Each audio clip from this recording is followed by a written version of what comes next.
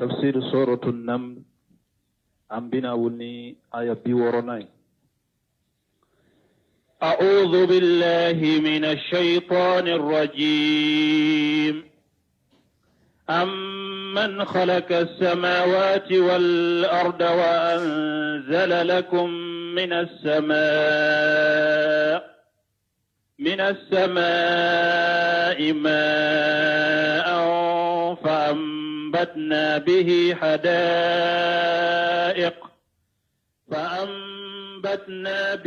حدائق ذات بهجة ما كان لكم أن تنبتوا شجرها أإله مع الله بل هم قوم يعدلون. أمن جعل الأرض قرارا أمن جعل الأرض قرارا وجعل خلالها أنهارا وجعل لها رواسي وجعل بين البحرين حاجزا أإله مع الله بل أكثرهم لا يعلمون. بسم الله الرحمن الرحيم والصلاة والسلام على نبينا محمد وعلى آله وأصحابه وسلم تسليما كثيرا. سبحانك لا علم لنا إلا ما علمتنا إنك أنت العليم الحكيم. أستغفر الله الذي لا إله إلا هو الحي القيوم وأتوب إليه. اللهم تب علينا. اللهم انفعنا بما علمتنا وعلمنا ما ينفعنا وزدنا علما. يا رب. biye karisuye hijriya bakele ani kemenani ani binani ani saba shaharu rajaba ninye hijra sankalo wolon fulana bisuye otani konontonai miladi nasarau kajate ba fulani mugani fula sankalo fulana bisuye umuganai ambe bako jikoni golofula masjid salamu ambo kono. أعوذ بالله من الشيطان الرجيم. آمن جعل الأرض قرارا وجعل خلالها أنهارا إلى آخر الآية. آية مفعول من كلنا كنو أنيو تفسيري يرو من تون ni amma a tawsir fo o ya labande bal hum qawmu yadilun. Mushriku ye mugawde ube fengore batoni ala bato de kekeleye ka bato kafara alaka ni yoroni de tumma tawsir alela kunu bi alako amman jala li arada qarara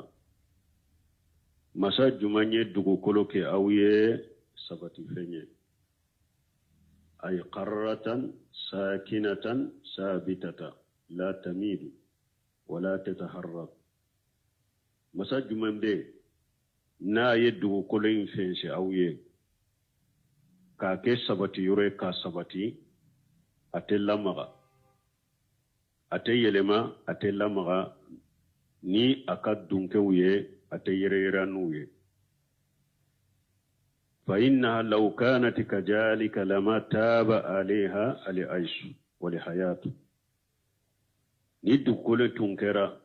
وقت بيبي لما وبي وقت بيبي لما غني هذا مدوني مغو كان ينما يتونتنيا أكا ينما ينما وتونتشك صورة أكا بل جالها من فضله ورحمته مهادا بساتا ثابتة. على يدغو كلينك نا كفس منتانا كان نيماي اياك ديلاي كافينسي ابي سباتي اتيري اتلامغا كوميني الاكو اي وري كونو الله الذي جعل لكم الأرض قرارا والسماء بناء ala de masai na yeddugo koleke awma sabati fenye ka sankaba fana kawma biliye ninye ala kan nema ye na yake aka jonye ninye foloye wajala khilalaha anihara ala yeddugo kolo in kono na fana aye ko bila dugu kolo kono na aye ko bila kono ko nunu ko misenu bala ko bawu bala do jitti minendo do fana jibe komi koko ji nunu dugu kolo kono na ko fana kera a kono ko bawu bala ko fitinu bala do jitti minendo do fana ji akakuna akokola mado وجعل لها رواشيا على سجرك كلوباو بلا دوكولوكا كلوبا منو بدوكولو يسبتي وزال بين البحرين حاججا باجي فلو نيغونچه على يتوا دانفرا دو نيغونچه نوكا جو تسكا فرا نيغونكا كوجينا كابولي سراديدو باجي منو فنا جيت منندو نوكا بولي سرادو دوكولوكا dugukolo fando bunu nyogonche ute fara nyogonka ona na aya chama na qur'ana kono ni Allah bo fo kujate akan nema wula a ilahumma allah ya labbato fe ngore bewa dan fe bewa nin farala ala kanunun kelilawa ube ya labbato fe ngore be nimbe kofe bato fe ngore be ba min kanka bato kafara alaka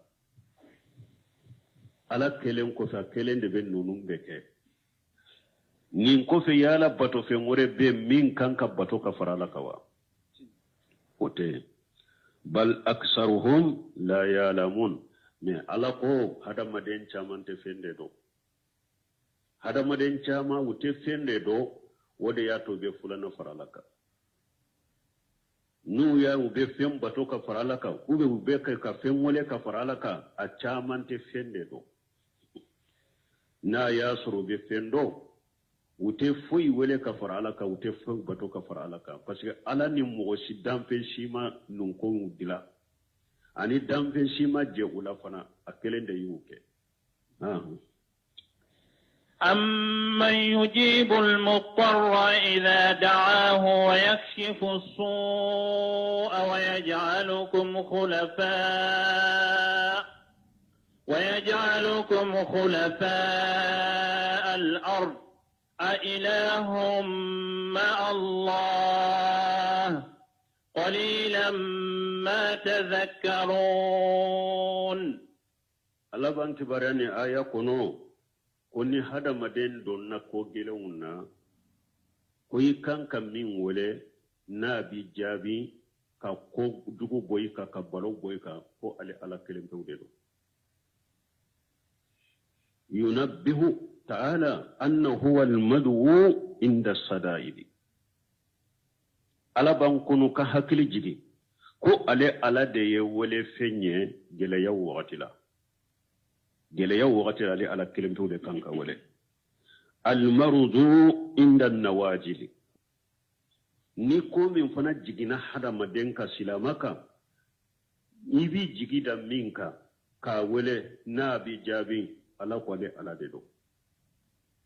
kama qala ta'ala wa idha masakum ad-durru fil bahri dalla man tad'una illa iyyahu ala ko makka kafiruma akuni tora ya usro kauto bajika atumbe fengo fen wole kakoro atumbe fengo fen bato kakoro abebe tunu awula abenne ala kelempewu de wole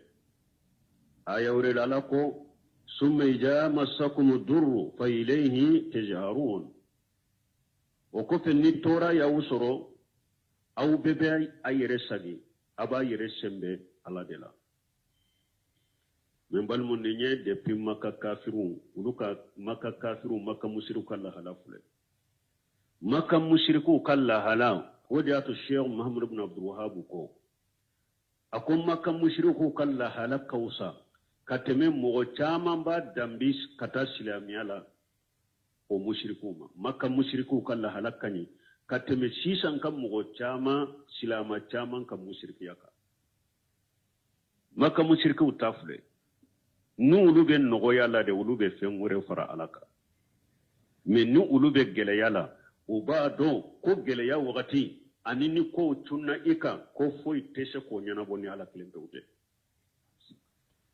maka kafru tumbodo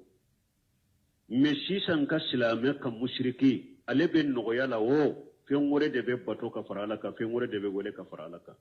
gele ya wakati nana wo abenyina ala kode fengore de be gole ka farala ka fengore de be bato ka farala ka har maka mushriku tundani la halake ودي أتولاكو أمن يجيب المدتر إجاداه يالا مغو جمان بي مسا جمان بي ni mogo hatagile niya awele ina bijabi ninne alate obemi ni hatagira ikono na filila ideguna geleya nana masa juman be geleya wakati ko tunnen wakati ni ba wele na besheki jabi o masa juman be ninne alate alako jabili bagatede degun wakati ni we weleli ke jabi bagatila ni ale alate o yaksufu suwa wale ala de be ko juguta ka bo mugo kafana fitina bi kaw balaw bi kaw denko bi lawo nafulo ko de bi lawo fantanya de bi lawo bana de bi lawo fengo fenye geleya de na bi ka i hata gira yere de idugura ni yemmi wole na bi jabi ale ala de do ni mbese ka ko juguta ka korta ka bo ika ko ale ala de do ويجعلكم خلفاء الأرض ala de yawo ke dugukolo nona biran yefana na be nyogon nona bila ni jamakulu do tara jamakulu do bena ni jamakulu do bora dugukolo ka ala be jamakulu were bila anola fo kata jiya wuli hada madon be ni chula jiya be ni chula ni ala na tunye ala jiya jiya mugo be aba be dasnya kele ka be bila jiya kono ni jiya shigi bana ba be faga tumbe se ko ke ne amo ke o na tunye ala dia fana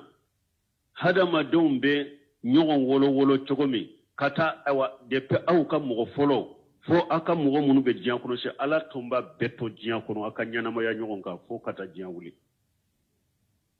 me ni o kera degumbe no be degumbe na mogo te kudugu koloka nya tunye ala jabo ke me no tunkera hada madawun to ku dugu kolo inga nyana mayani balo dugu kolo ka beke nyogon deguye awu bolo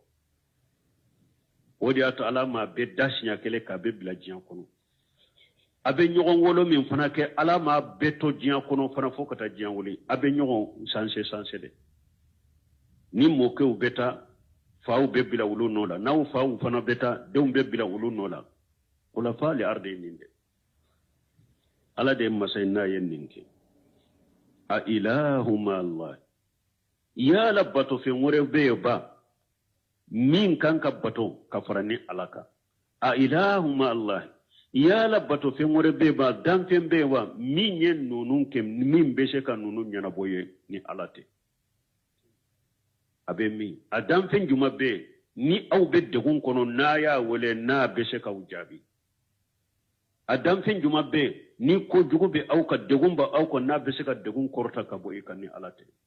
abe mi ate qalila ma tajakkarun mi alako abe miru minke abe tashi minke akata shi ka do de adamado aka miri na akata shi ka do tumay bun kasiri yenin fo ako ay man huwa alladhi yali jawli mudtaru illa ilayhi ako jombe ni mo hatagilembe te simbama ni alate walladhi la yakshifu durra al madrurina shiwahu ale alade do tora be mogo mununka foi tese ka ka tora wuli ni alate adamadenw ka sembe ala de makoy adamadenw ka dama kasi ala de la de akhraj al imam ahmad an rajul min bal hujaymi jabira ibn sulaym al hujaymi al hajimi hadisay lakkan lakabu ode bolo qala qultu ya rasul allah allah man tad'u ko aleko alaka cide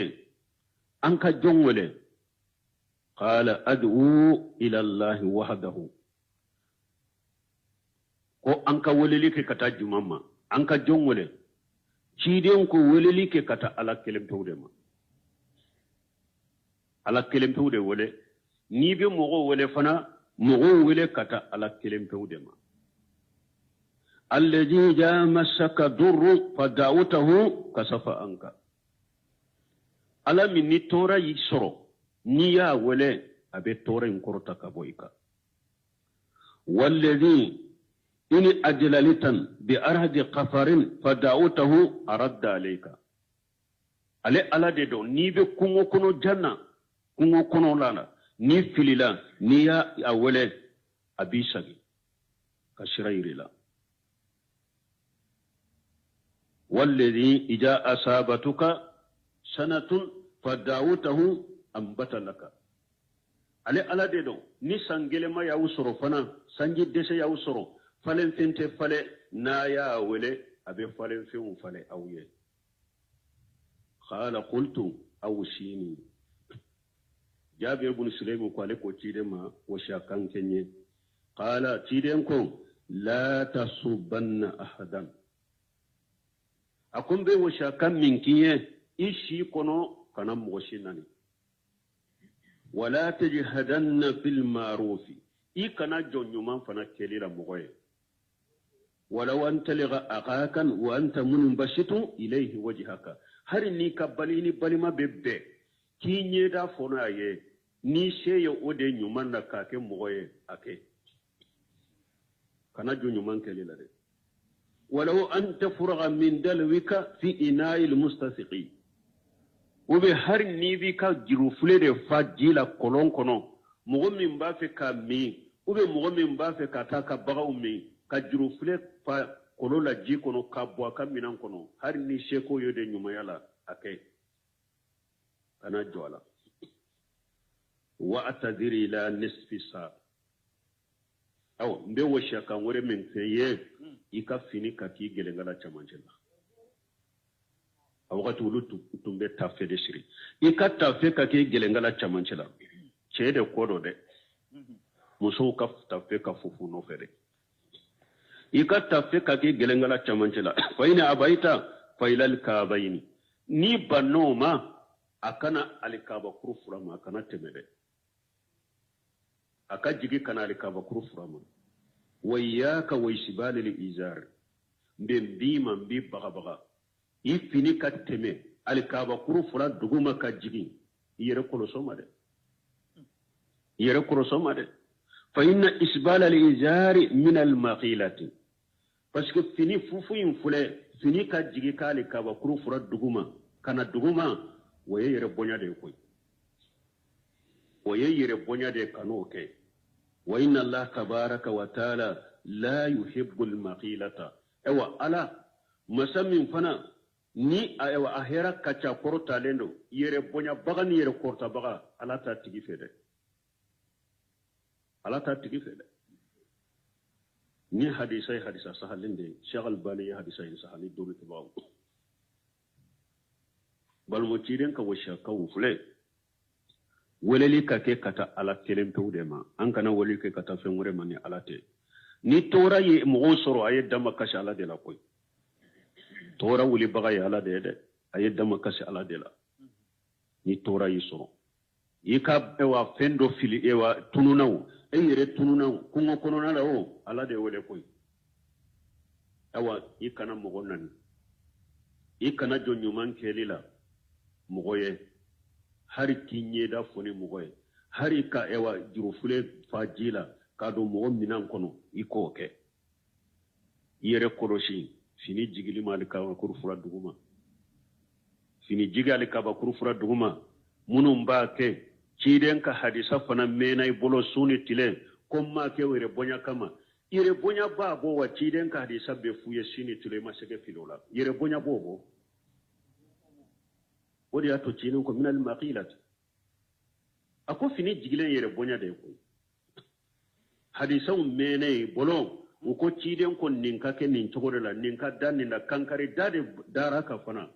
ni ire bonya tila ire bonya ire munye fengore tew batarul haqq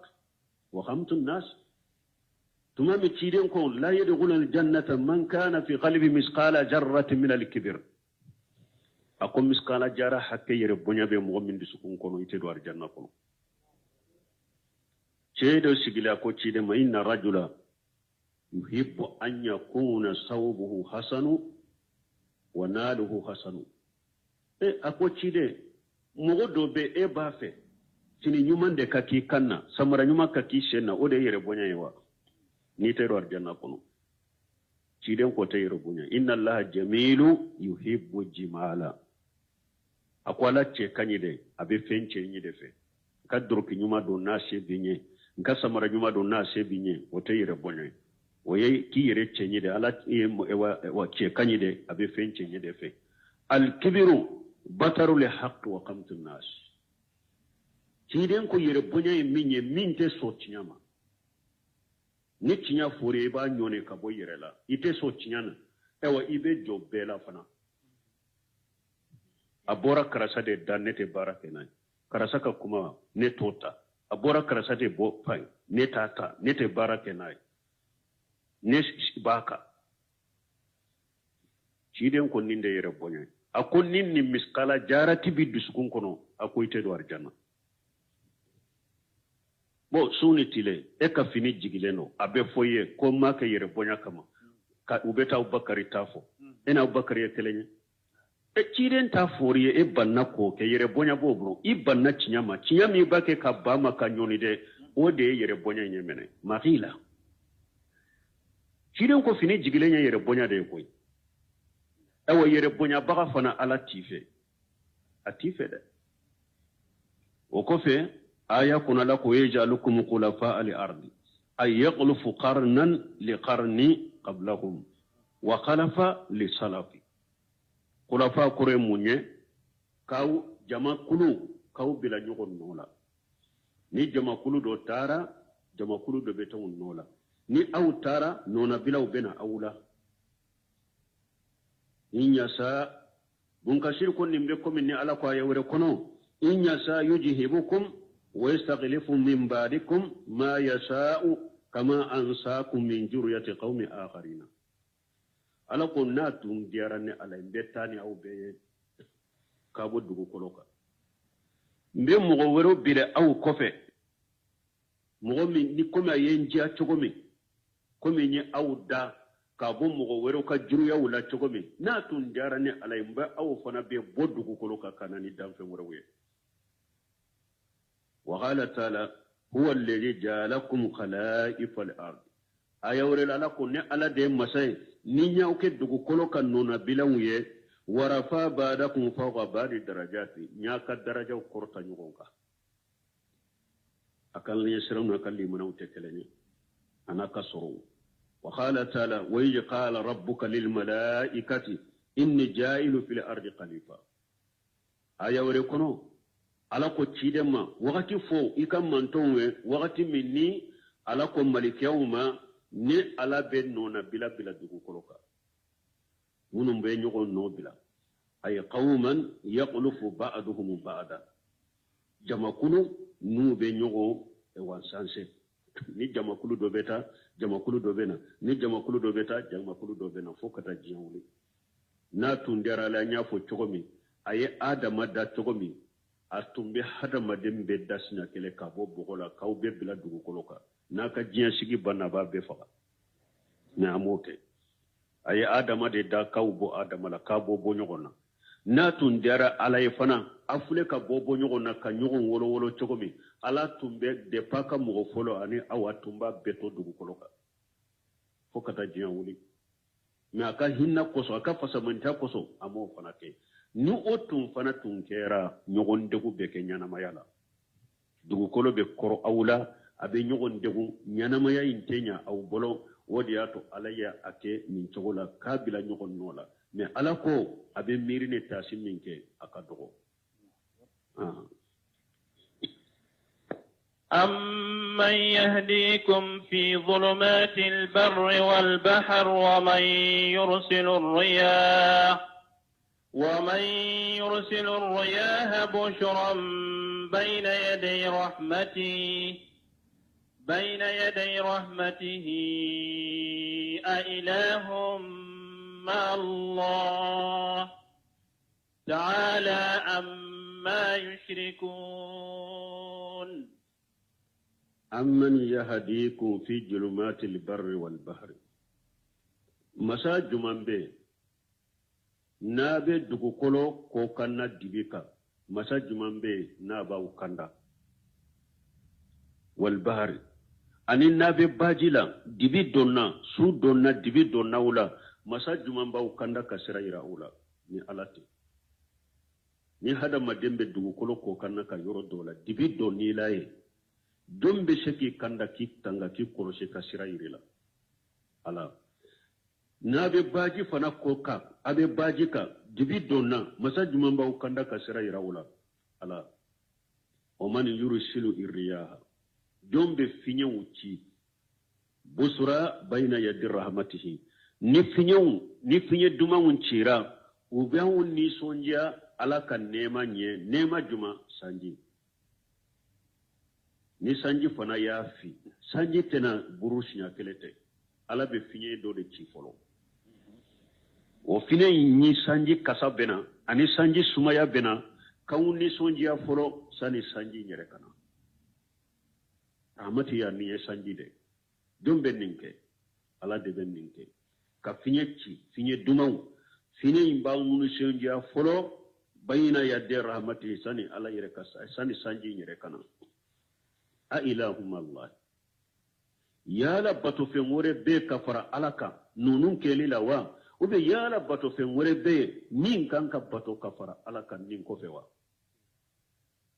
ta'ala allah amma yushrikuna ala koro taleno ka bo feunna aw bake kamunu fara alaka ala koro taleno ka bo uluma de iriu ma baw shewu kaburu tiru foto dilolew kan nunun bato kafara alaka kan nunun wore kafara alaka ala korota lendo kabon nunu makoy aw bake kamunu fara alaka ala korota lendo kabuma أمن يبدأ الخلق ثم يعيده ومن يرزقكم من السماء والأرض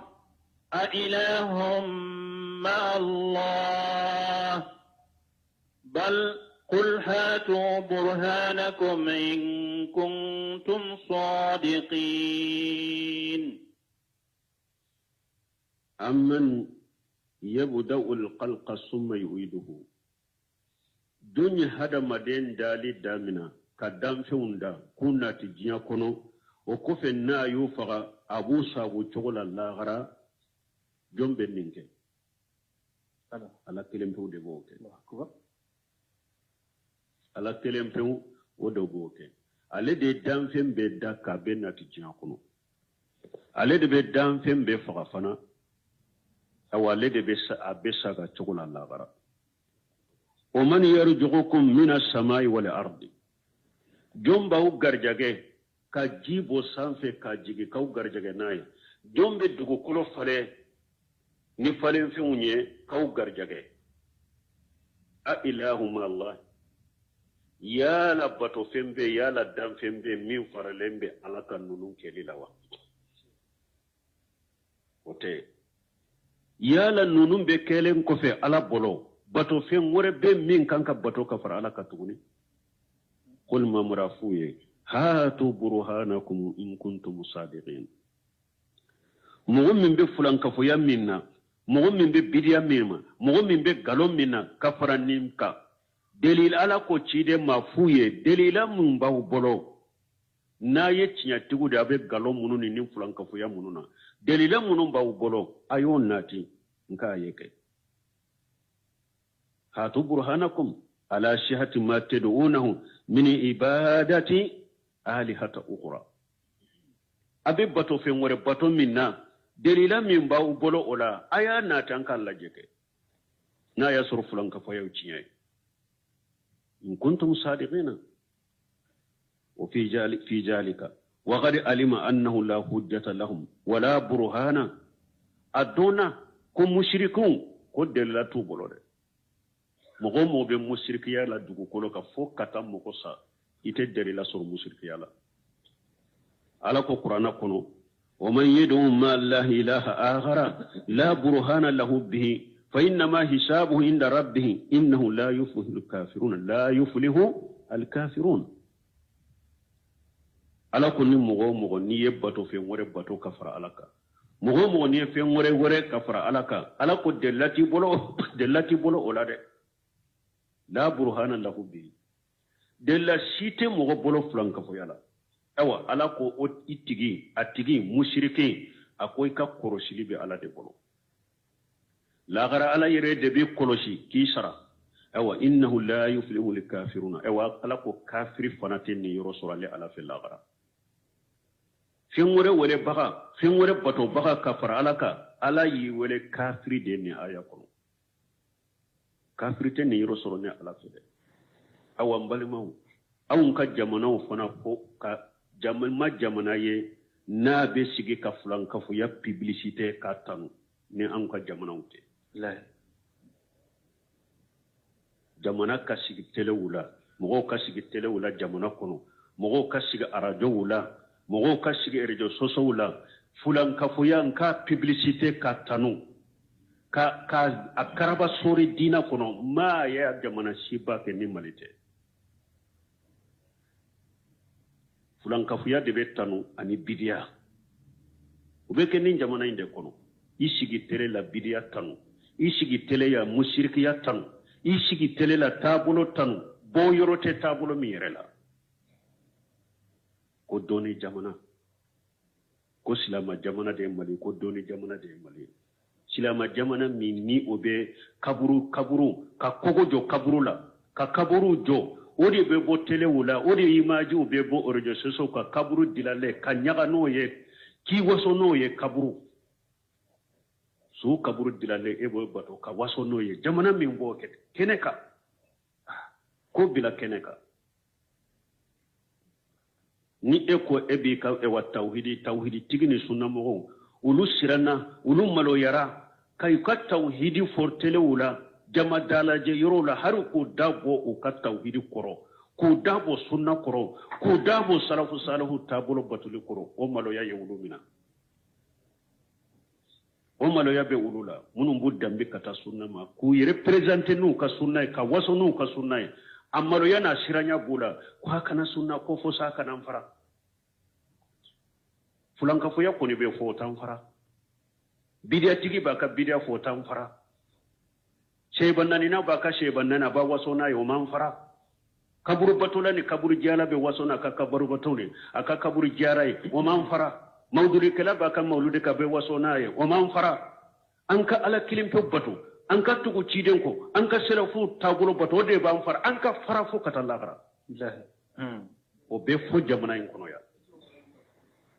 kaburu bato la kaburu bato foli telewula o man fara bidiya ka publicité telewula o man fara mawludi ka publicité telewuna foli o man fara an ka la kelimpe bato an ka tugu ciden ka sunna ko an ka tugu salafu fo no de be misidu ci kan fara ka cike an ka fara an te faran ko nyogon ka fu an to la koy faran nyogon kan galo an to la koy ci de nyere mo nyine qur'ana manano ye qur'ana ko fora mun ko al furqan furqana fora qur'ana mamuna to go min be qur'ana la ko furqana akunya munya ka ceni galombo ka ceni galon fara ka bonyo gona furqana yode ka ceni galon fara ka bonyo gona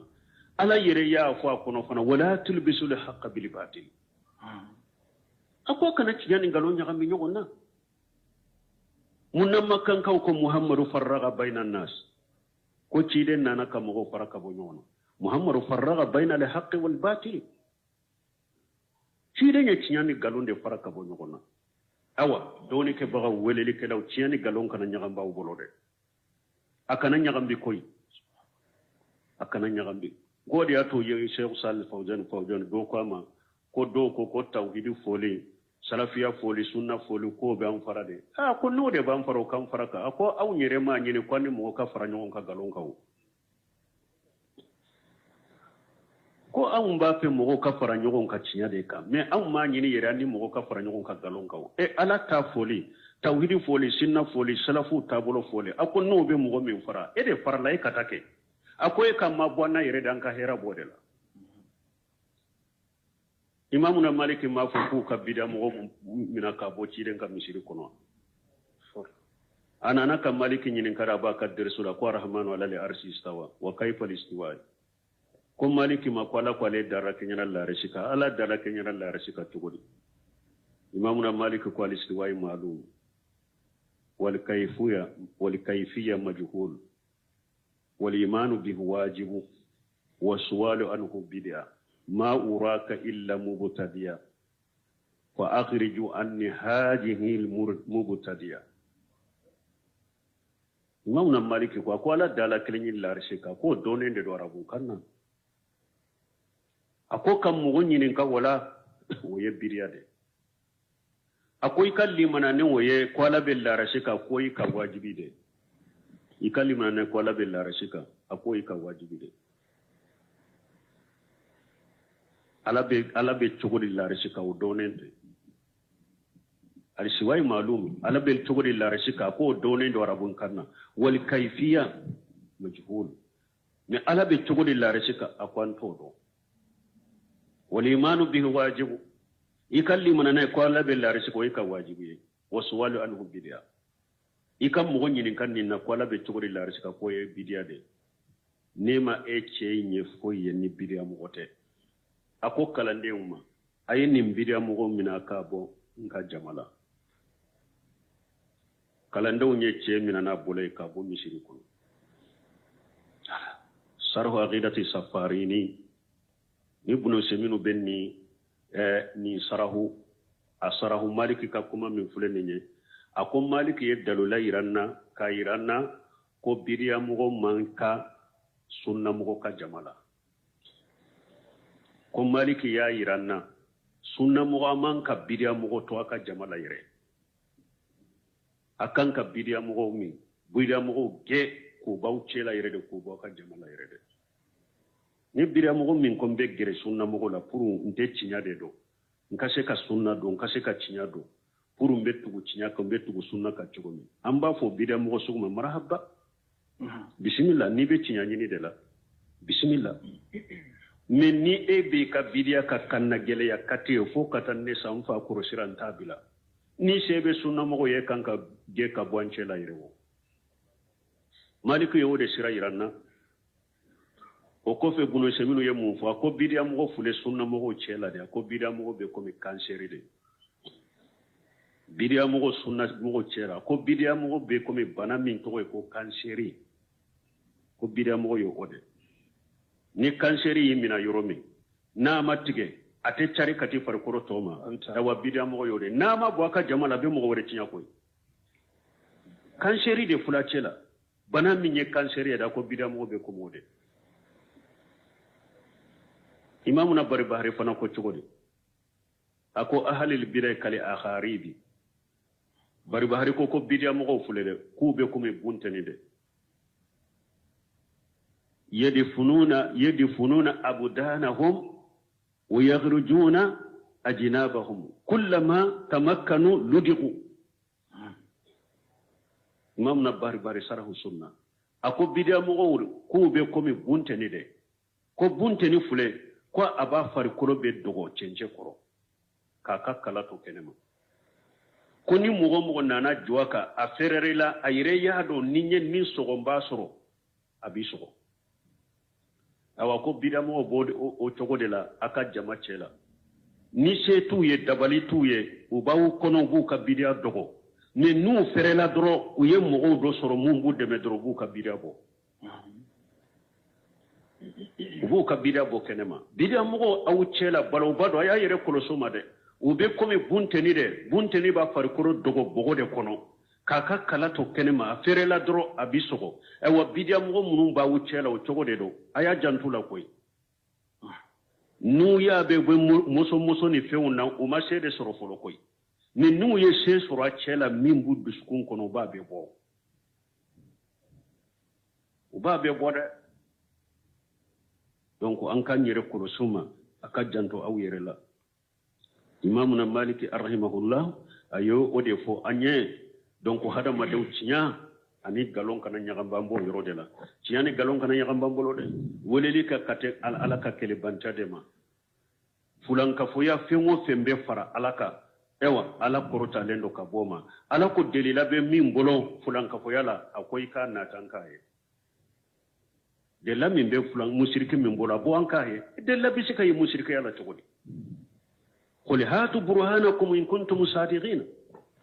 ay nana ka delilaw ni tiɲɛ de b'aw bolo a ka fulankafoya la ni fɛn wɛrɛ bato ni fɛn wɛrɛ weleli la a ye nanu yan k'u ye kɛ a tɛ قل لا يعلم من في السماوات والأرض الغيب إلا الله وما يشعرون أيان يبعثون يقول تعالى آمر رسوله صلى الله عليه وسلم أن يقول مؤلما لجميع خلقه على بافو مسمين قرطالين وكاتشيدين يابا كاتشيدين يا مريا ko akafo ka damfen bella duniya ko aka damfen bella duniya annahu la ya'lamu ahadun min ahli samawati wal ardi al ghaiba illa Allah ko mo side te sankaba dunkewula damfen side te duguma kolo dunkewula ko min be ko dogolendo ni ale alate ko ciiden ko fanyede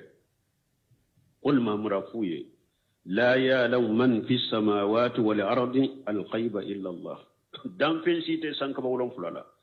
دام فين سيتي دوما كل ولون فلالا مين بكو دوغلندو ني على كريم بوتي وما يشعرون أيانا يبعثون ايوا دام فين يرتا دو فنا وبي ولي وقتي مو سيتي قيامه دو دام فين سيتي ني بيكا ولي وقتي دو مين قيامه nunun be komi ni ala ko aya wore kono wa indahum mafatihul ghaib la ya'lamuha illa huwa ala ko dogolen ka kile o be ale ala de bolo dan fen sito do ni ala te inna allaha indahu ilmu sa'ati wa yunazzilul qaisha kata aya labana suratul luqman kono ala ko ale ala ko jinya wuli diɲɛ bɛ wuli don min wagati min ko dɔɔni bɛ ale ala kelen pewu de bolo ale ala de bɛ sanji jigi fana ka taa sura laban wa ma yashuruna ayyana yub'asuna danfɛnw t'a dɔn u bɛ wuli wagati min u t'u ka wuli wagati dɔn aya wɛrɛ kɔnɔ ala ko sagolati fi samawati wal ard la ta'tikum illa baghtata ala ko min ye diɲɛ wuli wagati ye ko a doni gɛlɛyara sankaba dunkew kan diɲɛ wuli wagati doni gɛlɛyara dugumakolo dunkew kan u t'a dɔn ni ale ala kelen pewu tɛ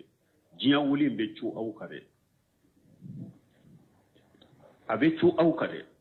mɔgɔ si t'a na wagati dɔn ay saguna ilmuha ala ahli samawati wal ard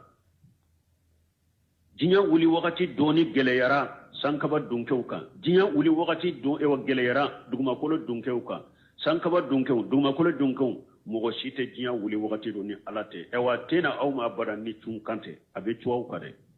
a tɛ bɔ a kalama a nana ba Aishatu bɔra ko man jama annahu ya'lam ya anni nabi sallallahu alaihi wasallam ma yakunu fi qada faqad ajama ala allah li firya an ba Aishatu ko a ko ni mɔgɔ min y'a fɔ ye ko min bɛ kɛ sini ko ciden b'a dɔn ko a tigi ye galonba tigɛ ka da ala la an b'a Aishatu a ko ni mɔgɔ y'a fɔ ye ko min bɛ kɛ sini ko ciden b'o dɔn ko a tigi ye galonba tigɛ ka da ala la لأن الله تعالى يقول أكو بسك على قل لا يعلم من في السماوات والأرض الغيب إلا الله أكو على دم في سيت سانكبا ولون فلان دوما كلون فلان مين بكود دولين دوني على كلمة بوته وقال قتادة كو إنما جعل الله هذه النجوم لثلاثة خصال قتادة كو كونين دولو منو فلان نيه كو على يودا كو سبade kama dolo nunu ala yuda ko sabade kama jala hajinata lisamai folo yenni ala ye dolo nunu da ku ke masiriye jiya sankaba yin kile wajalaha yuhtada biha ala ye dolo nunu ke ni mogo munu be kungo konona la ibe dolo boyoro do ni filila sirala ibe dolo mi boyoro do ni dolo nyi ba fa ni dolo imbe koronde fe be yoro mi nyina be koronde fe ibe tani koroyo ibe seka sira yenai ni nye fulanai wajalaha urujuma lisayatini sabana ala ye dolo da kuke nube shetane bonu ye ni shetane yele la kubeta sampe sankaba ka kibariya ulame ala be malika unyamaria ku ka dolo de filula ni dolo kuna min nabi jani awako faman ta'ata fiha khayra zalika qatada tuko awani mu'min nana ni doni wore dolo wala ninni sabain dola kelente faqad qala bi ra'yihi akoyi yere ka hakilina defo wa aqta hajjahu ikan yoroje wa dan shibahu yere tachinya wa takallafa ma la ilma lahu bi itari yere bila fenna min doni tibolo wa inna an-nasa jahalatun bi amri Allah awa akum mugo jahilu dobe munu ye jahilu ye nuti ala kodo qad ahdasu min hadhihi an-nujum kahanata kum min ye kolon filiye o ye kolon fili doni bo nin dolo wula man arasa bin nadmi kaja wa kaja kana kaja wa kaja ado ba ko akunin dolo masina na bora ni mugo min furula ika furbe ketende ibe furu ka bekete ika furbe ketende ومن سافر من نجم كجا وكجا كان كجا وكجا وبافو نين دولوي ني مغو من تامنا نين دولو بورا ني مغو من تامنا يكتاما بكتا ومن ولد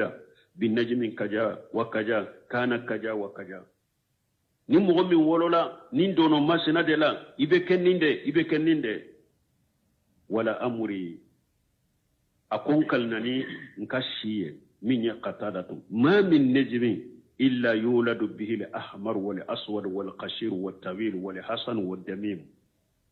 أقول دولو شيته فو دولو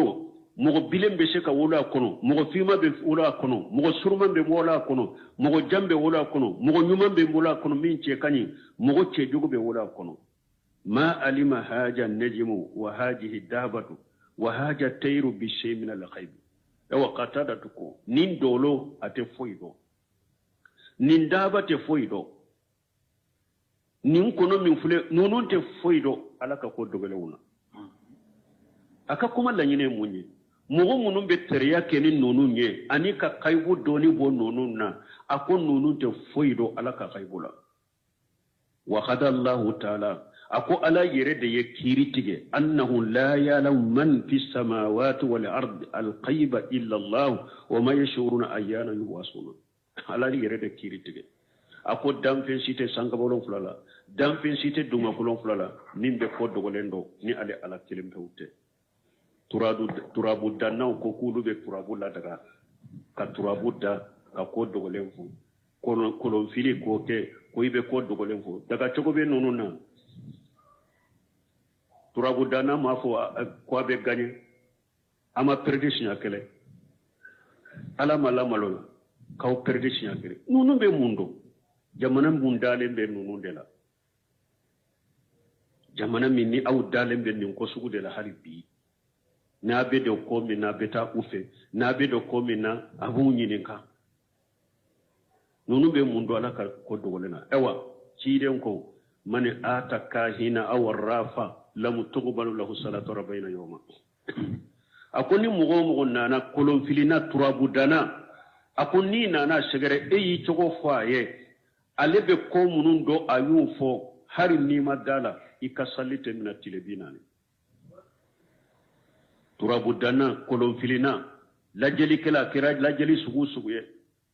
qira'atul kafido mbe katege farade laje sawo qatimu de be bosi sawo mbe do kliwa de la saw ni mi laje ka kolawo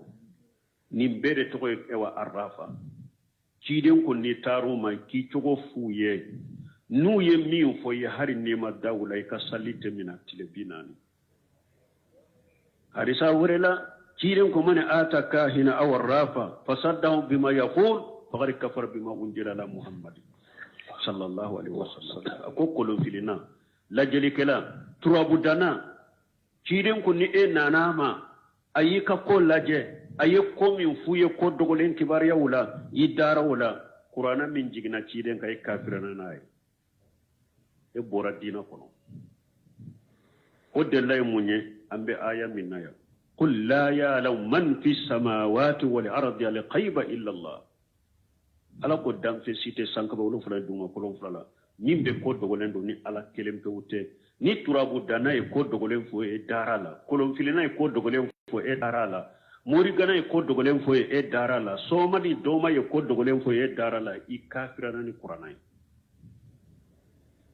parce que ala e qur'ana de galon tiga yaw parce que ala de ko dam fente sanka ba wolo fula duma kolon mimbe ko dogolen do ni ale ala kelempe wute e ni e ko turabu dana e ko dogolen fo ko cinya de ima qur'ana galon tiga ni ko mori gana e cinya fo ye qur'ana galon tiga ya ni ko soma e cinya fo ye qur'ana galon tiga ya ni ko doma e cinya fo ko dogole ye qur'ana galon tiga i kafir yara i bora dina ko fo e ka tubi ka sagi ka do me balima wanya fo chogomi ambe ala de deli harbi ala ka kele bantiya ala kele mpe ka batu fo e kana faraka ala ka famu di jamana imade ka famu di jamana nyema uma nin ko su nubu interdit pon nunu kana fo tele la kana majamu jamana kono kana publicité jamana kono fulan ka fuya ka publicité jamana kono Allah la hawla wala quwwata illa billah musrikiya ciden be cirani minye bo oso mo wonum be sigi kan ni musrikiya nunu fana publicité nunu de fana mo baw ye mo boro mo baw min ko tawhidi min ko sunna min ko sarafu tabulo e yere mani te jamana kono mo boro mais mo de bolo ye mani yere inna kramakum indallahi tiqakum mais ala fe ye mo baye ala fe ye mo baye de kana jo yere la de ala fe ye mo bade mais mo jamana min ni aka mo ba mori gana de do folo yere la ni don nunu kelela yere jamana kono alimami koturo ko ate eni ne che koy abin ninka kalmu de che alimami be ninde fo mo ko ate ni ne che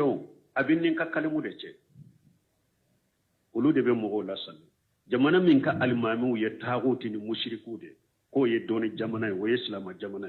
aka alimami munum be majjamu munum nu be jate ko doni ka bawde mushriku de do fulana munum be fulana far alaka ka publicité fana ko ye jamana min ka alimami ni jamana munum ka mo bawye silama ya sugu jumambo jamana sugu ko silama ni man konte ko jamana be hatagiya dawala de mali be hatagiya tauhidi dawala koy na ya soro tawhidi famulendo yawa doni ke bawu yere bola famulendo masakew bolo wallahu teso abara mo ka fulanka fo ya publicité telela o teso abara fulanka fo ya ka publicité a radio la sonite kama bara fulanka fo ya ka publicité radio sosola photo o ya bo wori ju ka kaburu yere la de ka sujiri bu yere sigile ya bo ola sisa de radio soso ka ibe sewo do de photo e wa dilolenye ka do kadiri bakono ka sujiri bi akoro kata photo indeli mogo munun be suni tile munun be saudi annani ka kam masake unnani ayi wala meke shawsal fawzan nu ya foko jamana kono ya saudi ya kono ya ewa kaburu do be donc mogo beta ewa duwa uke o yorola aba fondalen tala te ya nabe yoromi ayeta yoro nyini aka dankani ya so aka sabe aka na dama lejina dayno be sigaka ambeta boy abe yoro ma ba fo nu suwa aba fo abe yoro mi de ani kadi min kasuru akana sumaya kala de na ko abeye de ndalen tala ko be suranka jamana kono na beye ani qadi min kasuru silama kiri tigla min kasuru aya kari foro sebe jonna kata dama ka ciyama an ka shiga ka kata nyanyene ka boy Malik Suleiman odo ayere ka so ntilo bala ko ulube salafiya de ka ko ko alebe wasoni salafiya de ala ka le sabati salafiya ka au ka karamo de sara ka salafiya fa population tede confiance tede munum be mimbaru yere ka u bolo ni kutuba kala ni deresulu yere de sara ka salafiya fa bunu Suleiman Muhammadu ewa Suleiman ko Malik Suleiman ko Suleiman ko alu ulube manhaji salafu de ka ko alebe wasono yede alebe ala de ala kulu sabato de ka ulube nyanamo de ka ulube ala de ala kulu fago de ulube wasono de ulu katabulo yo de salafiya salafu katabulo saudiya kama sake salafu famu abe wasoni salafu ye ya ko karamo de saraka salafiya famu folo aw be nunu munani munna aw be kanka nunu fo nunu ya hara aw ka karamo ma salafiya min famu folo ale be wasono ye لا حول ولا قوة إلا بالله العظيم على كفامو دي جمنا ما سبحانك اللهم ربنا وبحمدك أشهد أن لا إله إلا أنت أستغفرك وأتوب إليك جزاك الله خير. تفسير سورة النمل أمبنا ولني آية بيوروناي. أعوذ بالله من الشيطان الرجيم. أمن خلق السماوات والأرض وأنزل لكم من السماء ماء فأنبتنا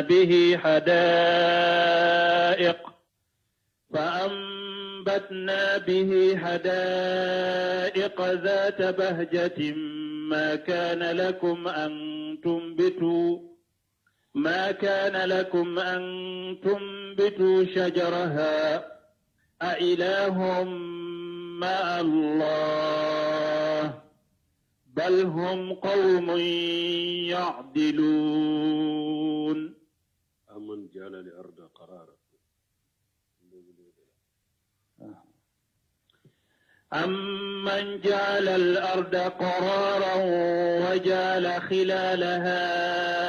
أنهارا وجعل لها رواسي وجعل بين البحرين حاجزا أإله مع الله بل أكثرهم لا يعلمون. بسم الله الرحمن الرحيم والصلاة والسلام على نبينا محمد وعلى آله وأصحابه وسلم تسليما كثيرا. سبحانك لا علم لنا إلا ما علمتنا إنك أنت العليم الحكيم. أستغفر الله الذي لا إله إلا هو الحي القيوم وأتوب إليه. اللهم تب عليه. اللهم انفعنا بما علمتنا وعلمنا ما ينفعنا وزدنا علما. يا رب. biye karisuye hijriya bakele ani kemenani ani binani ani saba shaharu rajaba ninye hijra sankalo wolon fulana bisuye otani konontonai miladi nasaraw ka jate ba fulani mugani fula sankalo fulana bisuye o muganai ambe bako jikoni gulofula masjid salamu ambo kono.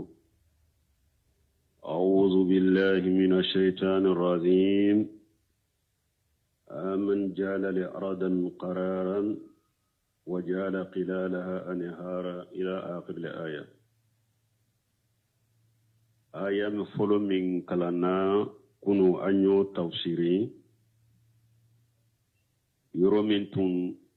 ni amma at-tawsir fo o ya labande bal hum qawmu yadilun. Mushriku ye mugawde ube fenwore batoni ala bato de ke keleye ka bato ka fara ala kan ni yoroni de tuma tafsiri ale la kunu bi ala ko amman jala li arada qarara masa jumanye dugukolo ke aw ye sabati fenye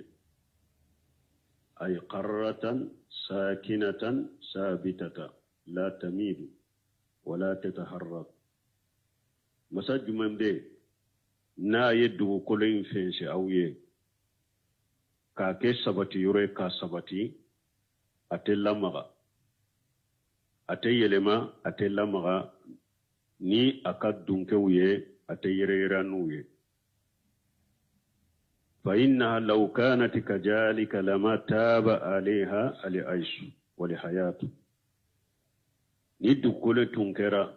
wagati bɛɛ a bɛ yɛlɛma wagati bɛɛ a bɛ lamaga ni hadamadenw ye mɔgɔw ka ɲɛnamaya tun tɛ ɲa a kan ɲɛnamaya ɲuman o tun tɛ se ka sɔrɔ a kan bal jalaha min fadlihi wa rahmatihi mihadan bisatan sabitata ala ye dugukolo in kɛ n'a ka fasamanta n'a ka nɛɛma ye a y'a kɛ dila ye k'a fɛnse a bɛ sabati a tɛ yɛrɛyɛrɛ a tɛ lamaga komi ni ala ko a ye wɛrɛ kɔnɔ allahu allazi jala lakum al-arda qararan wa samaan binaa ala de masai na ye dugukolo